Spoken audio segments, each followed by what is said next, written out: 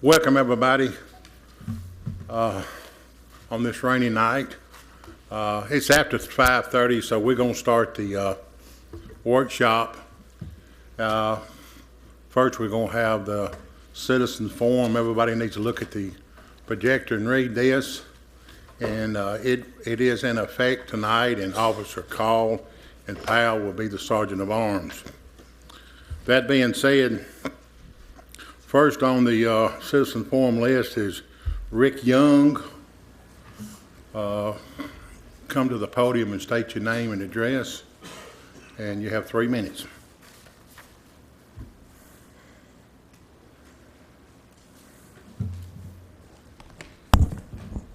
My name is Rick Young. I live at 429 Randall Lane in Laverne. And what I'm bringing to your attention is a request for the repeal of Code 5.052.2,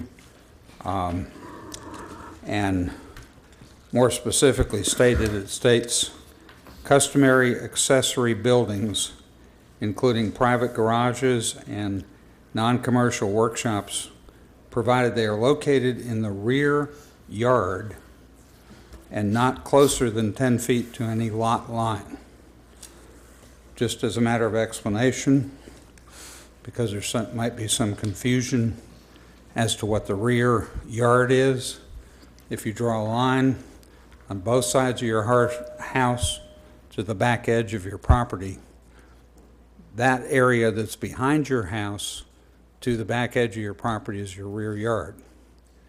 What's on either side of your house is the side yard. And what this code says, that all of your buildings must be in the rear yard, not side yards or at the end of a driveway or wherever. This code, as best we know, was put in place prior to 1990. And maybe it worked better back then when the lots were a lot larger. But when you're looking at having to come 10 feet from the back edge of your property line, sorry. Sound like my phone. Happens every time. Y'all silence your phones. Okay.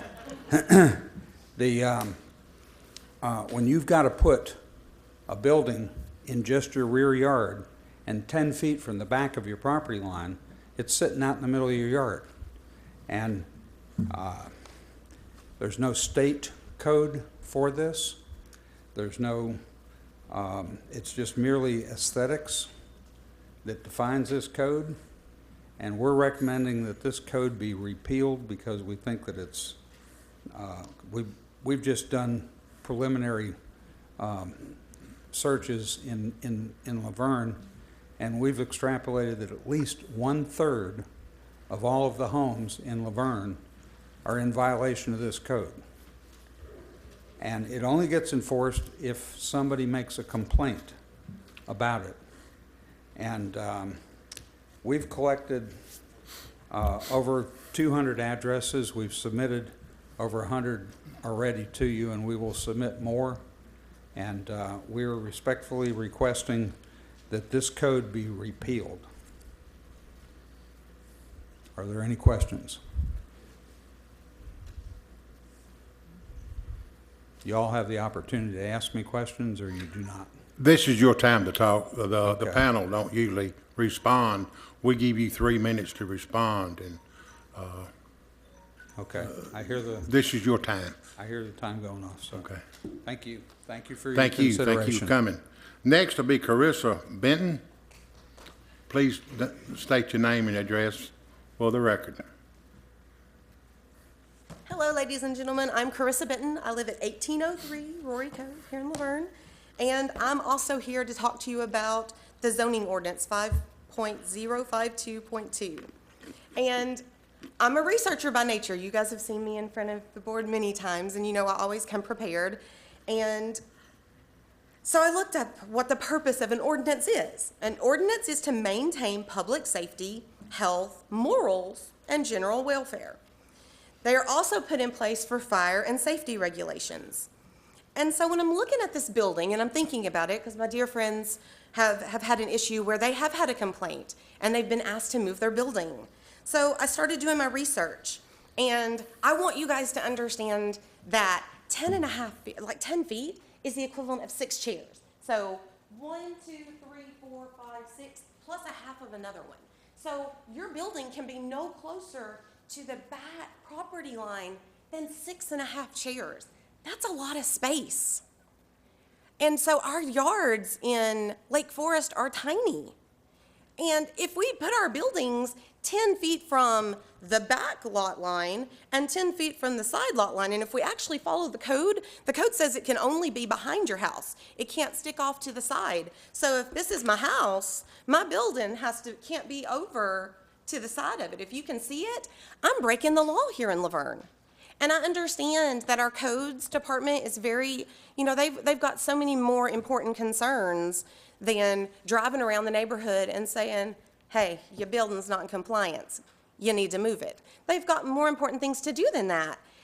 And I understand that it's only reactive. It only gets brought to them if somebody complains. So if you have a neighbor that's not happy with you, they can turn you into codes, and you've got thousands of dollars from a building that you're gonna have to tear down, or you're gonna have to pay somebody money to move it. And that's something that most homeowners, we don't know. You buy your house, you think your backyard is yours. We're never told that if you put a building in it, that you've got this teeny tiny property that it can go in. I don't know about y'all, but looking at that space right there, I'm kind of terrified of what critters might be behind a building if I put it 10 feet from my property line. And, I mean, let's be honest. Does it really matter? Is this a code that is going to hurt our city? Is it going to make things look bad?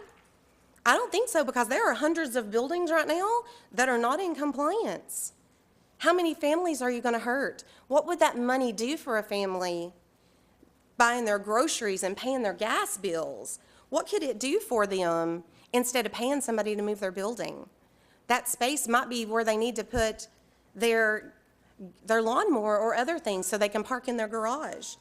So I guess let us know what we need to do, because all of our citizens, all 35,000 of us, we depend on you to help us. Thank you. Thank you. Next will be William Benton. Please come to the podium and state your name and address for the record. Good evening. My name is William Benton. Address is 1803 Rory Cove, Laverne, Tennessee, 37086. I'm here asking you to repeal Code 5.052.2 R-2. I believe that's a very old code that needs to be repealed, closely looked at and examined. Probably was sufficient basically for the time when it was actually implemented, but probably is not needed now.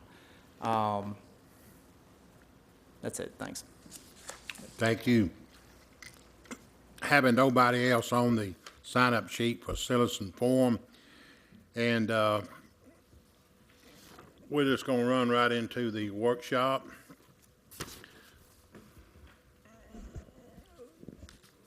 This is the workshop for the mayor and alderman September 5th, 2017 regular meeting. I have the prayer. The Pledge of Allegiance is with Alderman Brown. We need to look over our minutes to approve the minutes for August 3rd, 2017 regular meeting.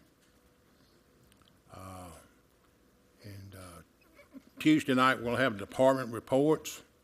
While we're at this point, I've had a lot of calls, especially today, on the letter that was sent out in the mail, water bills, about the water treatment plant. And I see that Severn Trent's here. I'm going to ask if one of them would come up, all three would come up and kind of explain exactly what happened.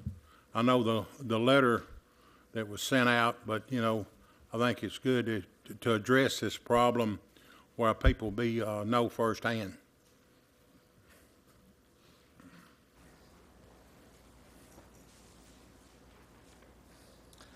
Mr. Mayor, Alderman. My name is Jerry Shoup. I'm the Regional Manager for Severn Trent Services, and I appreciate this opportunity to explain the letter today. To do that, I've got along our technical manager. He's also the interim project manager for us here in Laverne. His name's Dwayne Lowry. Good evening, Mayor and Alderman. Like I said, my name is Dwayne Lowry. The letter today is something that came out from a sanitary survey that the state did in May. When they come and do a sanitary survey, they look at records from the last time they did a sanitary survey to the date that they're at. And in that survey, they saw a spike on a computer screen on a bar graph. We have a turbidimeter. It's a device that measures the cloudiness of the water that showed a spike on February 1st, 2016. We had no documentation at that time of exactly what happened, and it was a momentary spike. We have an alarm log that lets us know that the turbidity spike went above the level, and when it goes back into normal level. That alarm log lasted 3 seconds, from the time it went into alarm to the time it went out of alarm. It was 3 seconds. When we went and talked to the states, one of the things that we brought to them is we have 8 individual filters at that facility, plus we have a membrane unit at that facility. Each one of them have their own turbidimeter associated with them. And we showed that during that time, and even when you look at how much water we are pumping, and you back up a duration of time to say, let's let everything run through the process, that at no point did the turbidity go above 0.10 NTU. That's 0.10 NTU. The federal and state regulation for turbidity is 0.30 NTU. So we never exceeded the water out of the filtration of what the state was saying. But what happened is the location of this, what they term as a combined filter effluent, that is one of the things that you have to have, is after post-chemical treatment, after our clear well, and after the high service pumps that pump water to the community. That water would be deemed distribution water. There is no regulation on the books, federally, state, county, anywhere that requires turbidity regulation on distribution water. But unfortunately, the location of this turbidimeter is off of that. So we have a backflow device, and we go, and this water is used for processed water to feed chemicals. As far as safety showers, for other things, and turbidimeter is tied off on that. When you have a little spike, where you get a little water hammer, like when you shut a valve and you hear the little pipes running, we got a little blip. We didn't have any documentation to show it. That's why the state dinged us and said that we have to go with public notice. They declared the public notice a treatment technique violation. But our filters show that we never had a treatment technique violation. The problem we had with the state when we went to defend this is we didn't have documentation to say exactly what happened at the time that that combined filter effluent turbidity went up. We do have documentation showing that all the filters were good. So that's the best way I can know how to explain it. We did not have a treatment technique violation by the intent of the law.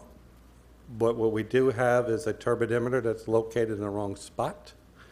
We've already petitioned the state to relocate this turbidimeter and give us actually 3 different ones, the way the plant's designed, so that we can be assured that this won't happen again. Now that will take some time to make sure the state approves it and then to get the construction done, but that will take care of the problem. Is there any questions about it? Any questions for Severn Trent while they're here? Thank y'all for Thank you getting very up much. and explaining that. Thank you. We're down to number 3, presentations. We have 3 presentations. One that's going to be tonight, and the other 2 is going to be for Tuesday. A will be Van Star Public Transportation, Chase Harper. He's going to do the presentation tonight, and it's workshop only. Come to the podium, please. Mayor, Alderman, how are y'all doing this evening? Officer, could you get this to these guys? Thanks, sir. So what I'm actually up here to talk to you guys this evening about is our company and then a program that we have that is called Van Star. So our company is TMA. We're a not-for-profit, and we manage transportation needs, on-demand services for the city of Franklin. We manage their public transit program. But what I'm here to talk to you guys today about is VanStar. What that is it is a public commuter program that individuals can actually use these vans, which are federally grant funded, to commute to and from work. And we actually manage this program as part of RTA's van pool, so the Regional Transit's van pool program, and we actually manage the program for them. So the way this works is we look for people that live in the same area and that work in the same area and have similar commute patterns. So programs where this works the best is large employers that have shift workers. So you've got people that are working at the same location, and whether they're on first shift, second shift, third shift, they're coming in around the same time, so they're able to use these vehicles to get to and from work. So the way it works is one, two, or all of the members of the van pool are a driver. So there is no employee that we provide. It's all kind of a self-sustaining program. So what we do is we provide the vehicle, we manage the program, but what they can do is they can say, hey, this is when we have to be at work, this is when we have to be home, this is where we want to meet, as close as it is to all their houses, and this is how we're going to run the program.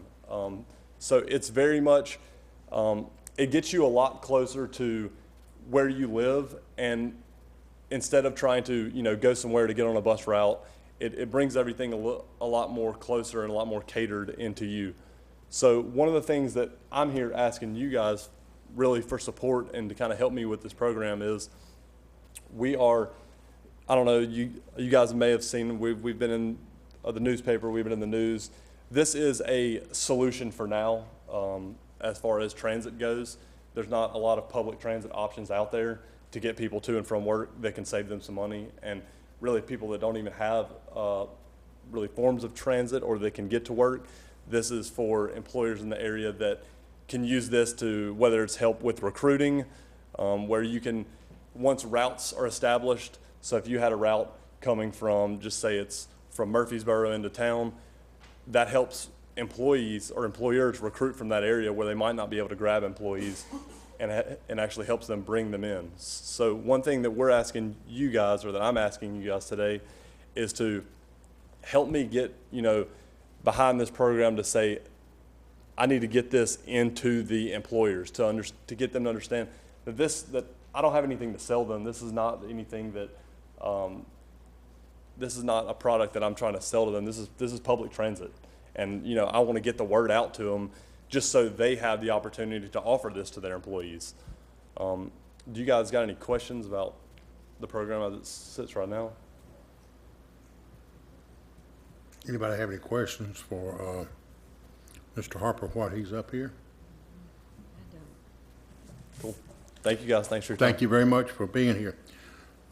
B on the presentation for Tuesday only would be Shirley Winfrey. She was the first female mayor of Laverne, and plus she was the first female mayor of Rutherford County. She's going to have a presentation Tuesday, and she's also the Grand Marshal for the Old Timers Day Festival. Moving down to number C on presentations, we have a presentation for our elected official academy certifications for our newly elected Alderman Cole and Alderman Jones. That'll be on Tuesday night only. We're down to old business. This is second reading ordinance 2017-20, an ordinance to amend the fiscal year 2016-2017 equitable fund budget. We had it last month, and if you remember, this is the deal that we created a new fund keeping us from transferring money out of the drug fund into this. We done that the month before last, but this equitable fund budget will allow us to do what we need to do without transferring money from the drug fund into the equitable fund budget. Any questions on that? I know we had it last month, and No question, we'll move on down to consent agenda.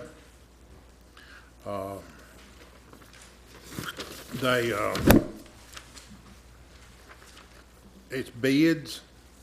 I guess, Jamie, you gonna do the water meter replacement, or, Yes, sir. okay, Sir. go ahead. Number one to be, on number A, number one is water meter replacement for commercial and industrial meters. Good evening, Mayor, Vice Mayor, Aldermen. On August 23rd, 2017, we opened bids here at City Hall for the 2017 Commercial and Industrial Water Meter Replacement Project. There were 2 bids submitted that were opened and read aloud at that time. The apparent low bidder was Contracting Services Incorporated with a total bid price of $996,632. Contracting Services Incorporated has a valid contractor's license and appears to be in order. We recommend award of this project to Contracting Services. Do you guys have any questions? Anybody have a question for A1? Go ahead to A, Thank you. A2, I mean. We got A2 bids, sewer, that's CDI here, sewer system rehab for Hollandale drainage basin. Good afternoon, ladies and gentlemen. We accepted bids a week ago today for the Hollandale sewer system rehabilitation.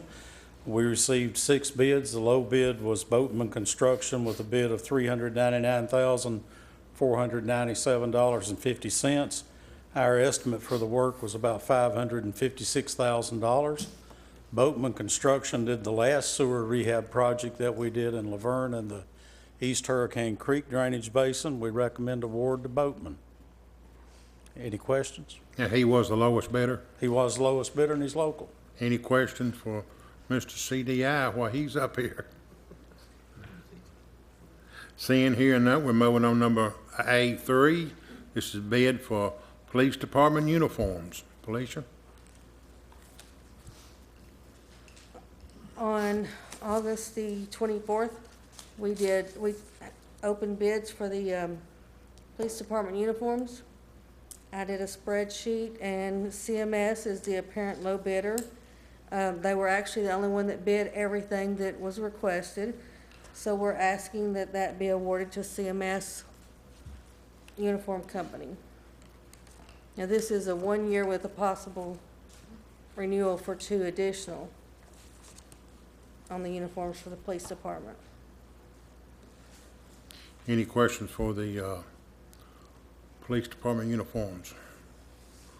A4, purchase office furniture equipment for fire department. I take it that's for the administration office. Yes, sir. This is for the administration office.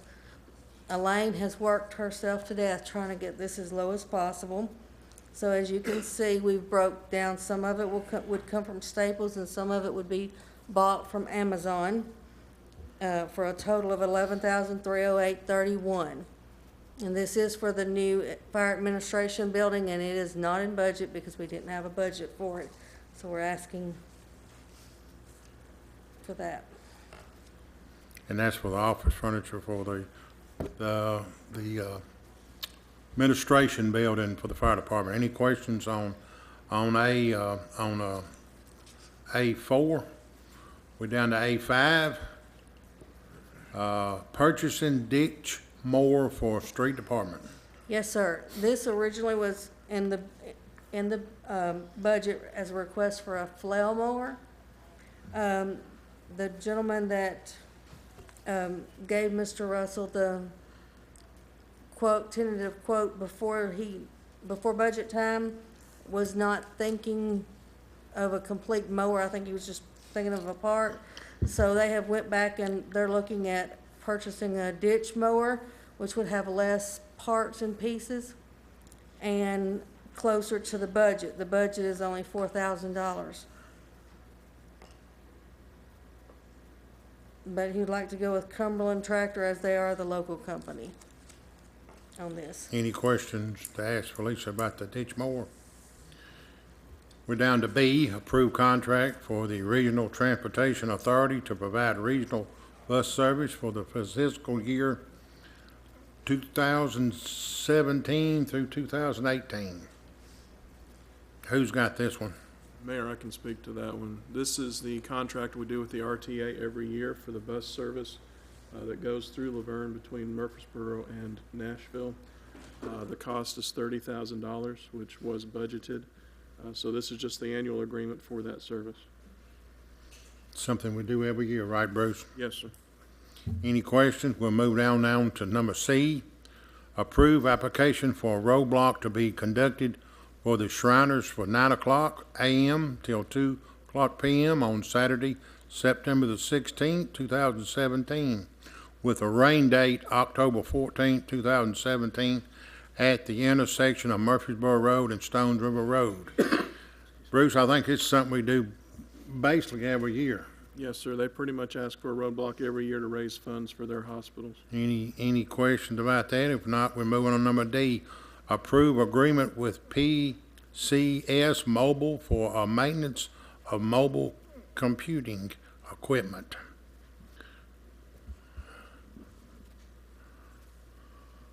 Who? You can handle it? I can handle it. Okay. PCS Mobile is who we have with all of our arbitrator in-car high-def video systems and the back-end equipment with that too. Plus, they also handle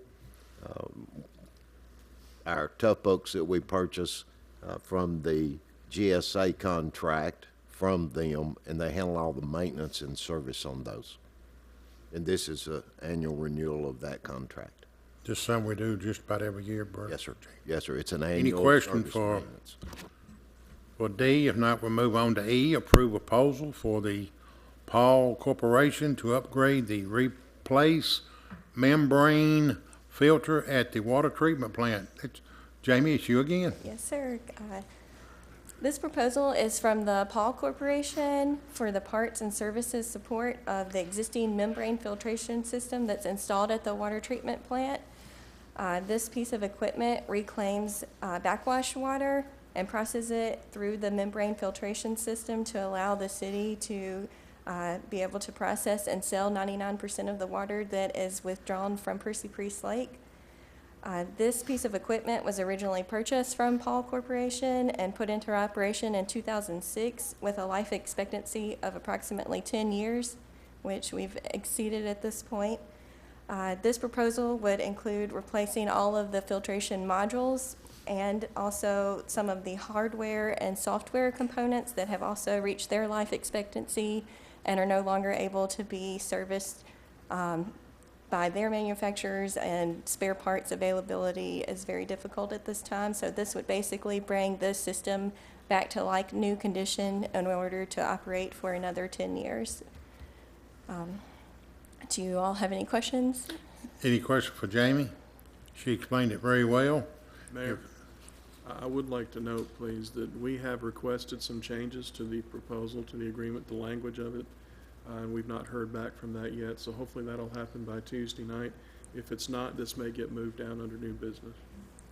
Okay, do we need to remove this from consent agenda? I don't think we have to at this point, but we'll see if they make the changes, there wouldn't be a need to move it down. Okay. They made some changes and submitted it back to me today, but they didn't capture everything, so I didn't want to send it yet. But I don't see that being no problem for Tuesday. Okay. So, thank you. Thank you, Jamie. Moving on, number F, is approve agreement with engineering service with CDI Engineering for the design and construction to replace the Water Edge sewer pump station. You back again? Yes, sir, I am. The Water's Edge Pump Station is approximately 24 years old. The pumps have been replaced a couple of times during that time.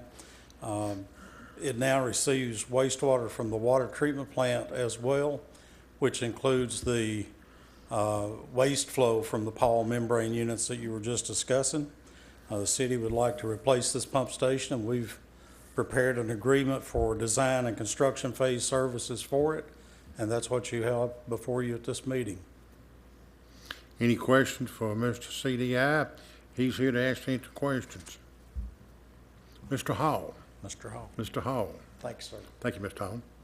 Hall. We're down to G, approve contract with the Greater Nashville Regional Council for the administration of the THDA home grant. Mayor, I can speak to this one as well. Of course, as everyone knows, we were awarded a $500,000 home grant through the THDA. As part of that, there has to be somebody to administer that grant from the state standpoint. And so the GNRC will be handling the administration of that grant for us and make sure we're following all the rules and regulations with that. And they will basically be conducting the entire administrative part of that grant. So that's what this is. Any questions for the home grant?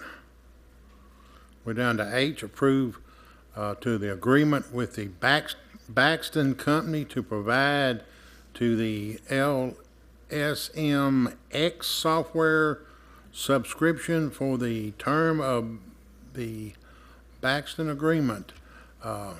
That's with the economic development deal, ain't it, Bruce? Yes, sir. Buxton is the group that we have helping us with economic development. This LSMX software is essentially a marketing software. It's all online. It's a cloud type thing, and it allows businesses that we give access to do their own marketing. And they're giving us 25 licenses for free. There's no extra cost for this service, and we can basically, give these out to various local businesses. It maybe is a way to invite them to come into the city or to improve their business, and then they can use these tools to help promote their own business here in Laverne. Any questions about the economic development software from Buxton? Bruce, is this subscription, the 25, is that going to be free going forward for those, or or for a year or set time frame? The cost is free as long as we have the contract with Buxton. Mm-hmm. Now, there's different modules inside the software, different levels that they can choose, like Facebook marketing or website or banner type stuff. Right. The business has to pay for those individual services, but to have access to it, that part is free to the city as long as we have a contract with Buxton. Okay. And do we have anything drawn out yet on how those will be distributed? We've not worked on that yet. Okay. Any further questions? We're down to new business, number 6. First reading ordinance 2017-21, an ordinance to amend the City of Laverne zoning ordinance to change the official zoning map for tax map 14, parcel 50, 50.03 and 47.07 by approving a special exception to allow manufacturing of scrap operation in a I-3 special use industrial zoning district consisting of approximately 16 acres located between 444 and 448 Deep Buchanan Street. It received a favorable recommendation from the Board of Zoning Appeals and also a favorable recommendation from the Planning Commission on August 29, 2017, and I will be excluding myself from voting on this item due to conflict of interest. Any questions on number 6? Hearing none, we're doing it number 7. This is a first reading ordinance 2017-22, an ordinance to amend the City of Laverne zoning ordinance by changing the official zoning map for tax map 29, parcel 20.04, consisting of 36.69 acres located at 330 Blair Road, adjacent to the Smyrna town city limits. This is from a R1 low-density residential and I1 light industrial zoning district to a PDR planned district residential zoning district. Received a favorable recommendation from the Planning Commission on August 29, 2017. Any question on number 7?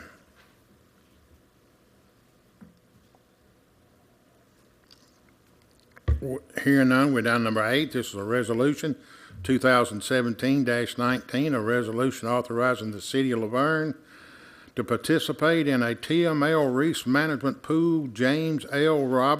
Richardson Driver Safety Matching Grant Program. This is training city employees for driver safety training. This is a grant. Bruce, have we ever applied for this grant? We apply for this most every year, yes, sir, and we have for several years now. Okay, I was thinking so. Any questions on this? Hearing none. Number 9, Resolution 2017-20, a resolution to adopt the 2017 Home Program Policy and Procedures for the City of Laverne, Tennessee. This is the THDA Home Improvement Grant that was just awarded just a short time ago. We received $500,000, and this is to adopt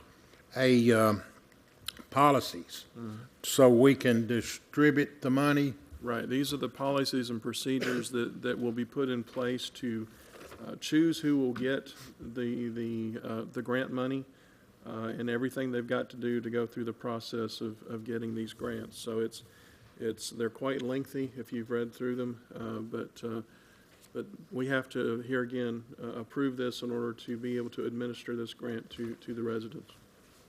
This is something we're really excited about because I think in previous year, the most we ever got was like 200 or 250,000. We got twice that much, so everybody's excited about this program. Any questions? If not, we move on to number 10. This is a motion to approve bids for the environmental hazardous material services. Felicia? Sir, since neither one of the chiefs are here to explain this, I have set the packets in front of you all. Chris Clark went over and itemized the figures. We had 4 companies respond. The lowest bid was Premier Protective Services, and the LEPC board recommended that it be awarded to Premier Protective Services. Any questions for Felicia while she's up on number 10? We do have also the CEO of Premier here, if anyone's got questions, Mr. Tim Coleman.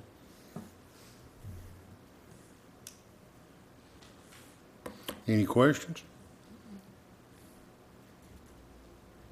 Hearing none, we'll move number 11, approve or remove board members and committee members. A Park and Rec Advisory Committee, remove one member, and that's Selena Hanley. She's being removed, and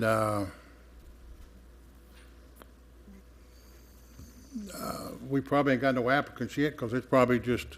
Right. What we normally do is after the member has been removed, that's when we start advertising it on Channel 3, and we take applications at that time, and then we bring it back to the next meeting, and hopefully we'll have some good applicants at that point.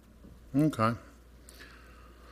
B is Senior Citizens Advisory Committee, 1 vacancy, and remove 2 members. Let's see, it's Janice Brown Adams, Deborah Clark, Siebel Pettigo.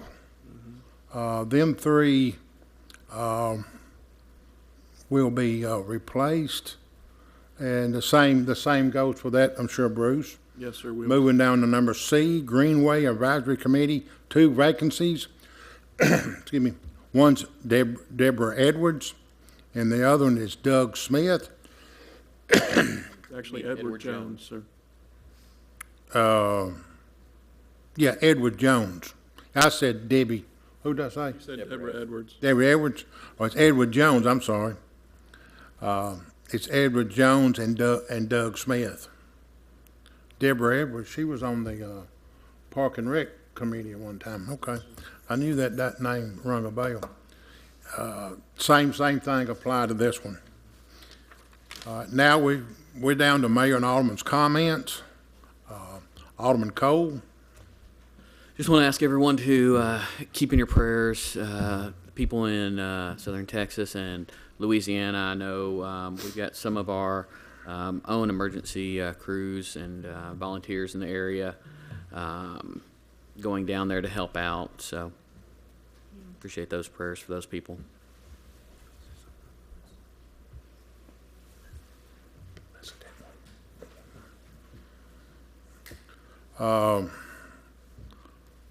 Alderman Brown, She's not here. Alderman Jones. Get that mistake all the time. We also want to make sure you keep Alderman Brown's and her family in your prayers for tonight. She's getting it from all sides. She's got family that happen to be in Houston, but the report is everyone's okay, and then her son's sick. So we hope you keep her in your prayers also. Vice Mayor Green. Nothing. Again, I want to keep everybody keeping a prayer, the people from Texas and that area. The storm's coming up. I watched on the news right before the meeting. It's beginning to come up in Tennessee, and hopefully Tennessee will luck out and won't have any major deals. But you know, I know what we've seen on television. Our hearts and prayers have got to go out strongly for around Houston. It's going to be a mess down there, and I can't imagine having family down there. But it's going to be a strong thing. And I want to welcome Highland Mobile to the city of Laverne. Wednesday we had a ribbon cutting, and they are a company that moved in Middle Tennessee, and they are hiring 270 new jobs and hope to have 400 jobs in the near future. And thankful and appreciate they coming to the Middle Tennessee area and picked Laverne for their building. And also want to welcome Tom Broker back to the City of Laverne team. He was named Economic Development Person, and glad to see him. And then remember Old Timers Day, just 9 days away. It's Saturday, September the 9th from 10 to 6. And everybody be careful on the rain. It's coming.